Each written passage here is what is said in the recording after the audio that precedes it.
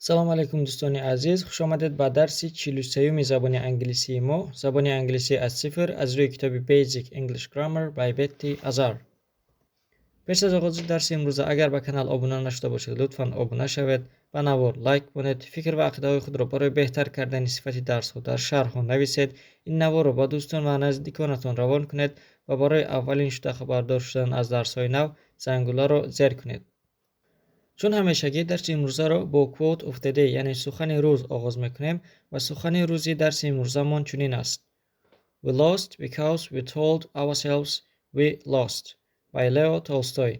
ترجمهش به زبان تاجیکی می شود: ما شکست خوردیم چون که ما به خود گفتیم ما شکست خوردیم. سخن لیو تولستوی.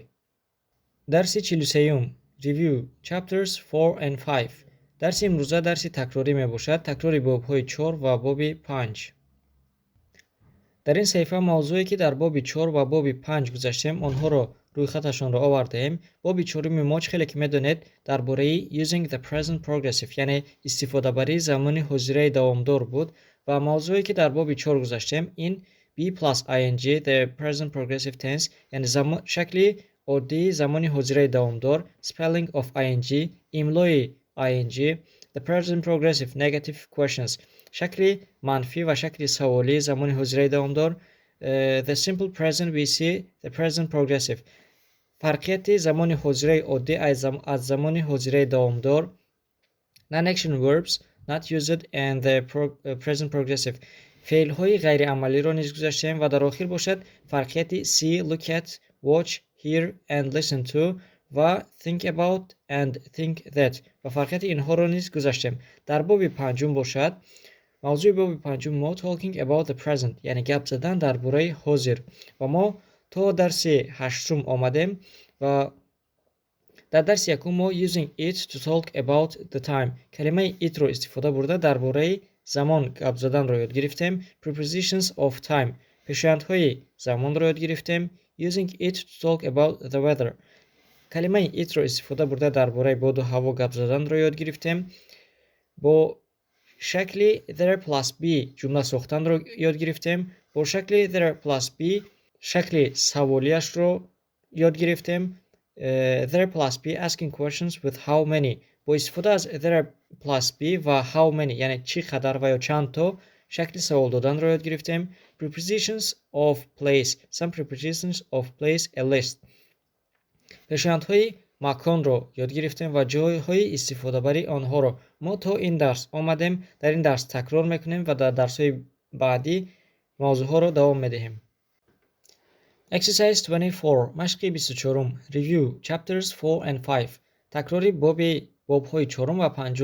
Talk about the picture below درباره رسمی که در پایان هست گپ زنید. Use the vocabulary in the list to help you answer the questions کلمه هایی که در روی خط داده شده‌اند آنها را استفاده برید تا به سوال ها جواب دهید. در قسم یکم ما به سوال ها جواب میدهیم، در قسم دوم باشد و جایهای خالی کلمه های موافق رو میگذاریم.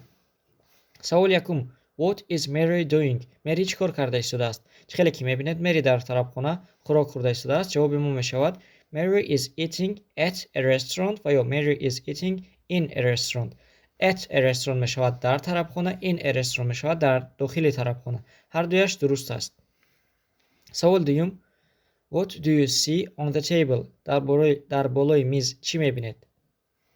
جواب ما میشود I see a cup of coffee, a vase of flowers, a candle, a bowl of salad, a glass of water, a plate and a piece of meat.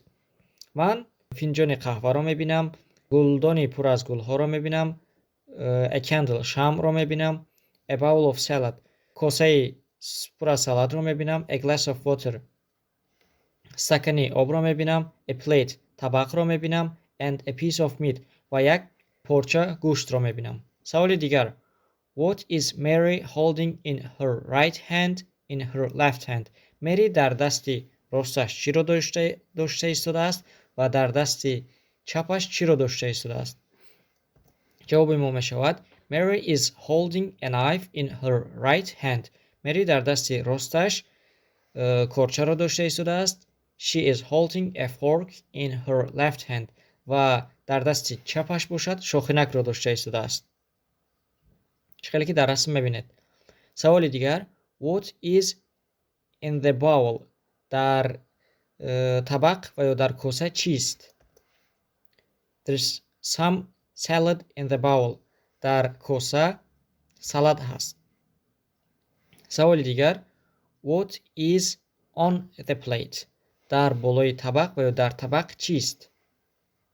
There is a steak, a piece of meat on the plate. در طبق یک پارچه گوشت هست. سوال دیگر What is in the cup در پیاله و یا در فنجان چیست؟ There is coffee in the cup در فنجان و یا در پیاله قهوه است. What is burning چی سوخته ایستاده است؟ A candle is burning شمع سوخته ایستاده است. چه که در رسم میبینید Is Mary eating breakfast آیا مری نهاری کرده ایستاده است؟ No, Mary isn't eating breakfast نه مری نهاری نخورده ایستاده است. سوال نهم Is Mary at home Where is she آیا مری در خانه است؟ در کجا است وی؟ جواب No, Mary isn't at home نه مری در خانه نیست.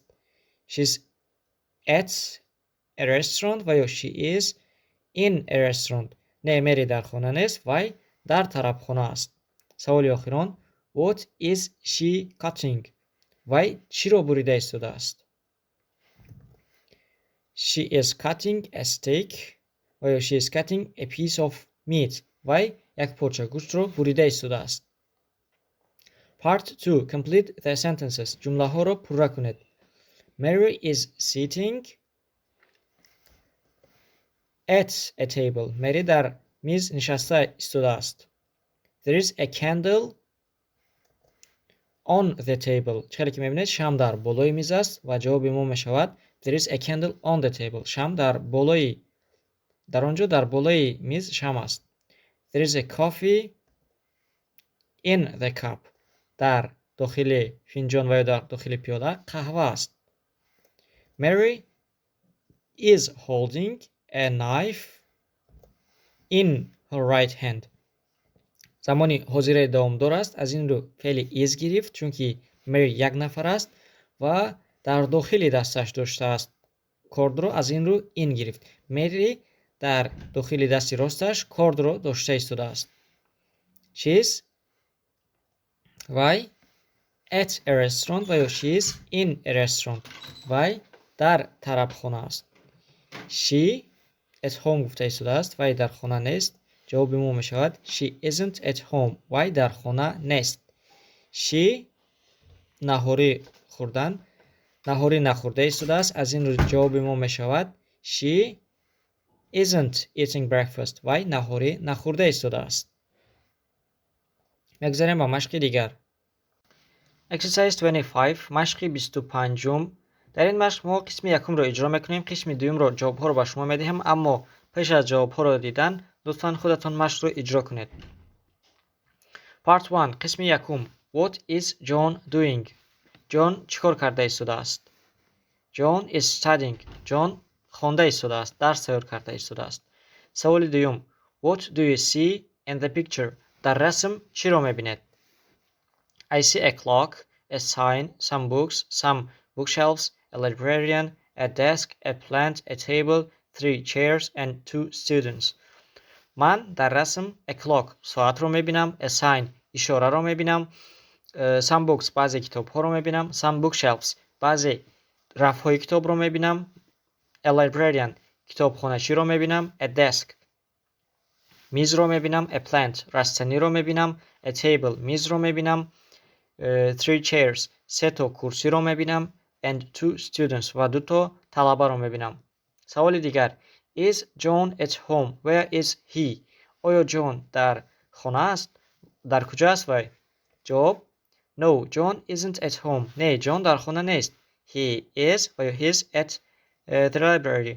وی در کتابخانه است. سوال دیگر Is John reading a newspaper? آیا جان روزنامه خوانده ایستاده است؟ No, John isn't reading a newspaper. نه جان روزنامه نخوانده ایستاده است. Where is the librarian standing? کتابخانه‌چی در کجا ایستاده است؟ The librarian is standing behind the circulation desk. کتابخانه‌چی در پشتی میز مدور ایستاده است. سوال دیگر Is John right-handed or left-handed? John چپ دست است و یا چپ نویس است یا راست نویس؟ سوال جواب John is right-handed. خیلی که میبینید با دست راستش نویسته ایستاده است، از این رو right-handed میشود.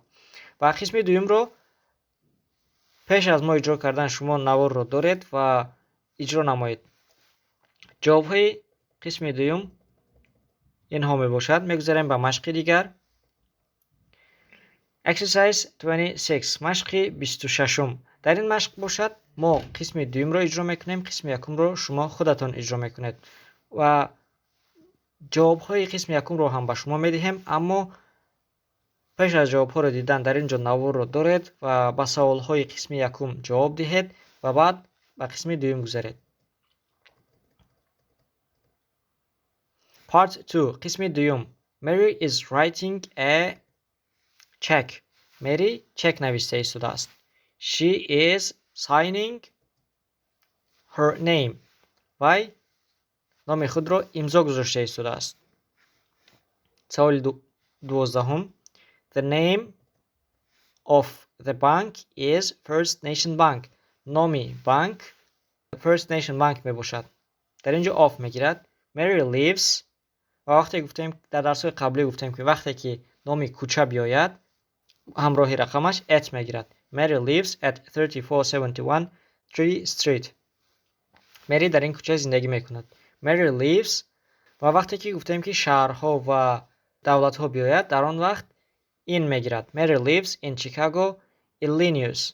Mary's name and address are in the upper left corner of the check.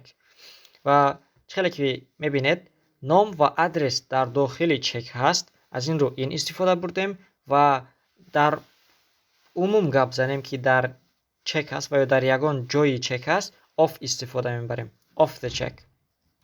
نام و سراغه مری در قسم بالا و چپی در کنج بالا و چپی چک هست. میگذاریم به مشق دیگر. Exercise 27 مشق 27. این مشق هم مثل مشق‌های قبلی است. در قسم یکم به سوال‌ها باید جواب دهیم، در قسم دوم و جای‌های خالی باید کلمه‌های موافق را گذاریم. این مشق را خود شما اجرا می‌کنید، هم قسم یکم را هم قسم دوم را. جواب‌های این قسم‌ها در نوار هست. لطفاً نوار را اول دارید به سوال‌ها جواب دهید، بعد به جواب‌ها گذارید. نوار را لطفاً دارید. و این جواب‌های قسم یکم میباشد. جواب 9 سوال و قسم دوم.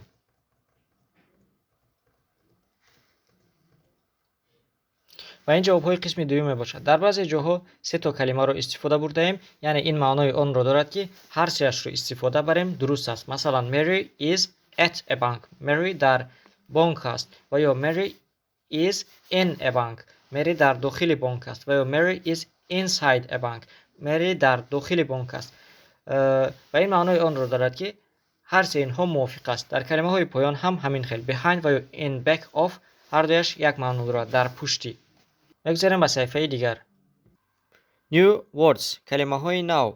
Review تکرار. Bowl کاسه. Plate طبق و یا لعلی. Cup پیاله و یا فنجان.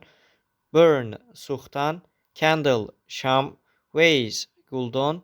Meat گوشت. Waiter پزخدمت. Spoon قاشق. Fork شاخینک. Knife کارد. Take note قید کردن و یا قید گرفتن. Shelf رف. Counter حساب کنک. Cash نقد. Check چک و یا حساب. Line قطار. در اینجا درس امروزه ما با پایان میرسد و وظیفه‌هایی که بعد از این درس ما با شما میدهیم. یکم مشق‌های کتاب رو به دفترتان نویسید. از مشق 24 سر کرده تا مشق 27 باب 5 کتاب رو به دفترتان نویسید. دوم درس‌های باب 4 و باب 5 رو تکرار نمایید. سوم کلمه‌های نو را از یاد کنید و در جمله سازی استفاده برید. در اینجا درس امروزه ما با پایان میرسد. اگر به کانال آبونه نشده باشید لطفاً آبونه شوید، به نوار لایک گذارید، فکر و عقیده های خود را برای بهتر کردن صفت درس ها در شرح‌ها نویسید. این نوار را به دوستان و نزدیکانتان روان کنید و برای اولین شده خبردار شدن از درس‌های نو زنگوله را زیر کنید. از همه شما برای تماشای نوارهای ما تا آخر منت داریم. لطفاً با ما باشید و با ما زبان انگلیسی را آسان و رایگان آموزید.